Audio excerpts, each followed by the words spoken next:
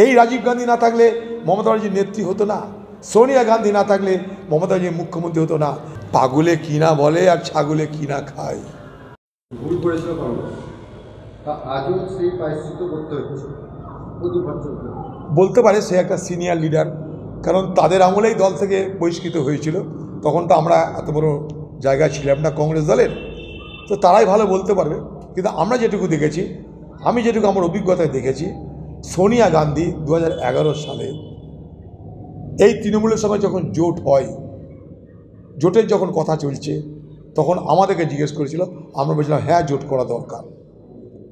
2011 সালে নির্বাচনে দু একটা নির্বাচনী ক্ষেত্রে আমাদের বন্ধুত্বপূর্ণ লড়াই হয়েছিল, কিন্তু সারা বাংলা জুড়ে সেদিন দিল্লির নির্দেশে, সোনিয়া গান্ধীর ব্যক্তিগত নির্দেশে মমতা ব্যানার্জির দলের সঙ্গে কংগ্রেসের সমঝোতা হয়েছিল।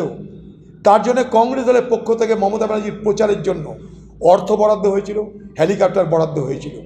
সেই মমতা ব্যানার্জি 11 সালে ক্ষমতা আসার পর কংগ্রেসের নিধন যজ্ঞে অবতীর্ণ হলেন। তাই আজকে মমতা ব্যানার্জির কার জন্য প্রায়শ্চিত্ত করবে, সেটা মমতা ব্যানার্জিকে ঠিক করতে হবে। এই রাজীব গান্ধী না থাকলে মমতা ব্যানার্জির নেত্রী হতো না, সোনিয়া গান্ধী না থাকলে মমতা ব্যানার্জি মুখ্যমন্ত্রী হতো না। সেই কংগ্রেস দলকে খতম করার অভিযানে যিনি নেতৃত্ব দিয়েছেন এ বাংলায়, তিনি মমতা ব্যানার্জি। তাই আজকে কারোর আফসোস হতে পারে, সামনে রাজ্যসভা ভোট আছে, আজকে আফসোস হতে পারে, কিন্তু আগামী দিনে ইতিহাস প্রমাণ করবে যে এই বাংলার মুখ্যমন্ত্রী মমতা ব্যানার্জি শুধু কংগ্রেসকে নয়, এই বাংলার যা সংস্কৃতি, শিক্ষা, সভ্যতা সমস্ত কিছুকে ধ্বংস করে এই বাংলাকে বর্বরদের রাজ্যে রূপান্তরিত করেছিলেন। কে ব্যক্তিগত প্রায়শ্চিত্ত করতে পরামর্শ দিয়েছে তার ব্যাপার।